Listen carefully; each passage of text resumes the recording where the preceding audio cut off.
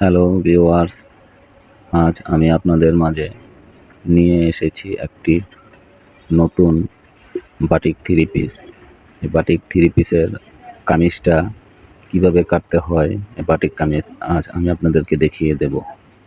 প্রথমে এইভাবে 4টা ভাঁজ দিয়ে দিবেন। ভাঁজ দিয়ে নিচে একটা দাগ দিয়ে দিবেন কাপড়টা সোজা করার জন্য। তারপরে এই আমি যেভাবে লম্বার মাপটা নিচ্ছি, এইভাবে লম্বার মাপটা আপনারাও নিয়ে নেবেন। এই মাপটা আপনার যার যতটুক প্রয়োজন ততটুক মাপ দিয়ে তার থেকে আর 2 ইঞ্চি বাড়িয়ে নেবেন সিলি করার জন্য। উপরে 1 ইঞ্চি, নিচে 1 ইঞ্চি, 2 ইঞ্চি। এখন আমি কাঁধের এখানে দাগ দিয়ে নিচ্ছি। কাঁধের এখানে দাগটা আমি যেভাবে নিলাম একটু তেড়া করে আপনারা মাপটা নেবেন। তাহলে আপনার কাঁধের এখানে শেপটা খুব সুন্দর আসবে। আপনি পরলে আপনার ঘাড়ের সাথে মিশে থাকবে, ফুলে উঠবে না। তারপরে এখান থেকে 8 ইঞ্চি মোড়া যেহেতু হবে, আমি 8 ইঞ্চি লম্বায় মাপ নিয়ে এই মোড়ার এখানে একটা দাগ দিয়ে দিচ্ছি। এই দাগটা হচ্ছে আপনার এখন এই বডির মাপটা আমি নিয়ে নিচ্ছি। এখানে বডিটা 22 ইঞ্চি বডি সেলাই করার জন্য এখান থেকে 1.5 থেকে 2 ইঞ্চি নিতে পারেন। 1.5 ইঞ্চি নিলেই হয়ে যাবে। তারপর আমি 2 ইঞ্চি নিয়ে দেখিয়ে দিচ্ছি। আর এখন এই যে মোড়ার মাপটা আমি নিয়ে নিচ্ছি 8 ইঞ্চি। ফিতাটা তেড়া করে নিয়ে নিলাম। এখন এই দাগ দিয়ে নিচ্ছি। দাগ দিয়ে নেওয়ার পরে এখন আমি আপনাদেরকে হিপের মাপটা দেখিয়ে দেব। কোমরের এখানে যে হিপটা এই দাগ দিয়ে নিলাম হিপের মাপের এখানে। এখন এখানেও আমি 22 ইঞ্চি নিয়ে নিচ্ছি। এখানে কেউ কম নেয় 1 ইঞ্চি বা 1.5 ইঞ্চি, কেউ বেশি নেয়, সেটা যার যতটুকু প্রয়োজন মতো। তারপরে এই সেলাই করার জন্য 1 ইঞ্চি। এখন মোড়ার এখান থেকে হিপ পর্যন্ত মাঝামাঝি মাঝ সেন্টারে একটা বডির মাপ নিয়ে নেবেন। এই বডির মাপটা শেপের জন্য নেওয়া হয়। এই শেপটা আপনারা 1 থেকে 1.5 ইঞ্চি পরিমাণ কম নেবেন যাতে রাউন্ডটা চলে আসে। তারপরে এখানে এই সেলাই করার জন্য 1.5 ইঞ্চি। এখন বরাবরই নিচে যার যতটুক প্রয়োজন ততটুক ঘেরটা ছড়ানো দিতে পারেন। ছড়ানো অনুযায়ী একটা দাগ দিয়ে নেবেন। তারপরে 1 ইঞ্চি সেলাই করার জন্য নিয়ে নেবেন। এখন আমি এই দাগ দিয়ে নিচ্ছি। এই স্কেল দিয়ে দাগটা দেওয়ার উদ্দেশ্য হলো এটা যাতে শেপটা আপনার সোজা হয়ে আসে। এখন আমি স্কেল দিয়ে পুরোটা বডির এই দাগটা দিয়ে দিচ্ছি। এখান থেকে শেপ পর্যন্ত, শেপ থেকে হিপ পর্যন্ত। হিপের এখানে সেই স্কেলটাকে উল্টিয়ে নেবেন যাতে আপনাদের শেপটা সুন্দর হয়ে আসে। যদি উল্টিয়ে না নেন তাহলে শেপটা সুন্দর হবে না। অনেকে স্কেলটাকে উল্টিয়ে নেয় না, স্কেলটাকে সোজা করে এই দাগ দিয়ে দেয়, তখন ঘেরটা পুরোপুরি ছড়ানো আসে না। যদি স্কেলটা আপনি উল্টো করে নেন তাহলে যার যতটুকু প্রয়োজন ততটুকুই আপনারা ঘিরের মাপটা নিতে পারবেন। আমার ভিডিওটা করার উদ্দেশ্যই শুধু এই মাপটার জন্য। এই মাপটা সবাই দেয় কিন্তু স্কেলটা কেউ উল্টো করে নেয় না। উল্টো করে না নেওয়ার ফলে অনেক সময় দেখা যায় ঘিরটা ছড়াইতে পারে না, ঘিরটা ছড়ানো আসে না। এখন আমি আপনাদেরকে কেটে দেখিয়ে দিচ্ছি।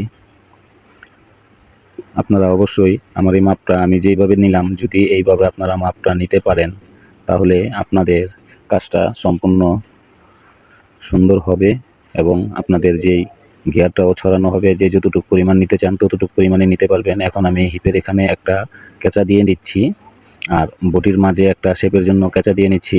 সেলাই করার জন্য এই কেঁচাটা খুব প্রয়োজন হবে। এই কেঁচার অনুযায়ী যদি আপনারা সিলি করতে পারেন তাহলে আপনাদের কাজটা সম্পন্ন হবে। এখন আমি নিচের এখান দিয়ে কেটে সোজা করে নিচ্ছি। তবে আরেকটি কথা, এখানে নিচের এখান দিয়ে আপনারা যেভাবে কাটেন না কিন্তু ওই কোনাটার এখান দিয়ে 1/2 ইঞ্চি উঠিয়ে দেবেন। 1/2 ইঞ্চি উঠিয়ে দিলে আপনার রাউন্ডটা সুন্দর হয়ে আসবে।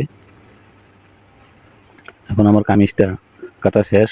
কামিজটা কাটা কমপ্লিট হলো। এখন এই কামিজের হাতাটা আমি আপনাদেরকে কেটে দেখিয়ে দেব হাতাটা কিভাবে কাটতে হয়।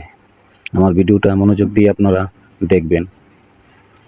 যদি ভিডিওটা পুরোপুরি না দেখেন তাহলে কিছুই বুঝবেন না। ভিডিওটা আপনাদের দেখতে হবে। এখন আমি এই হাতাটা নিয়ে নিলাম। হাতাটা এখন আমি আপনাদেরকে দেখিয়ে দেব কিভাবে মাপ নিতে হয়। আমি নিচে দিয়ে এখন স্কেল দিয়ে একটা দাগ দিয়ে নিচ্ছি। দাগটা দিয়ে মানে কাপড়টাকে সোজা করে নিচ্ছি। আমি কাপড়টাকে সোজা করে নেওয়ার পর লম্বায় আপনার যতটুকু পরিমাণ ততটুকু নিতে পারেন, কিন্তু নিচের যেই ঘেরটা আপনার হাতার হবে সেই ঘেরটা 5 ইঞ্চি যদি হয় 5 ইঞ্চি পরিমাণ একটা দাগ দিয়ে আপনারা সেলাই করার জন্য আবার 1 থেকে 1.5 ইঞ্চি নিয়ে নিতে পারেন। যদি কাপড় থাকে 1.5 ইঞ্চি নেওয়াই ভালো। অনেক সময় দেখা যায় এখান দিয়ে কাপড় শর্ট হয়, তখন 1 ইঞ্চি নিতে পারেন। এটা শুধু একমাত্র কাপড়টা বাড়তি রাখার উদ্দেশ্য হলো যাতে ভবিষ্যতে এটাকে বাড়ানো যায়।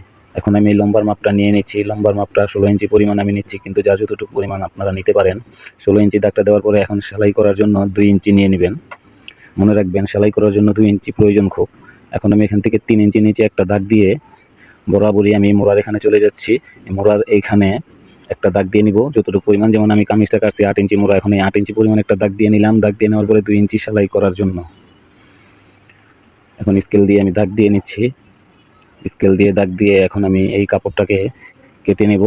কিন্তু কাপড়ের আপনার যে মোড়ার এখান দিয়ে আমি যেইভাবে কাটছি আপনারাও সেইভাবে চেষ্টা করবেন। যদি এই রকম রাউন্ড করে কাটতে পারেন তাহলে আপনাদের কামিজটা পরার পরে আপনারা খুব ভালো একটা সুস্থতা ভোগ করবেন। কারণ এই রাউন্ডটা অনেক কিছু, এই রাউন্ডটার জন্য আপনার মোড়াটা অনেক সময় ফিটিং হয় না। কারণ দেখা যায় বগলের নিচে কাপড় ঝুলে থাকে, অনেকের জমাট বেঁধে থাকে বগলের নিচে কাপড়। এই জন্য এই রাউন্ডটা আপনারা অন্তত 3 থেকে 3.5 ইঞ্চি নিচে ডাবিয়ে রাউন্ডটা করে নেবেন।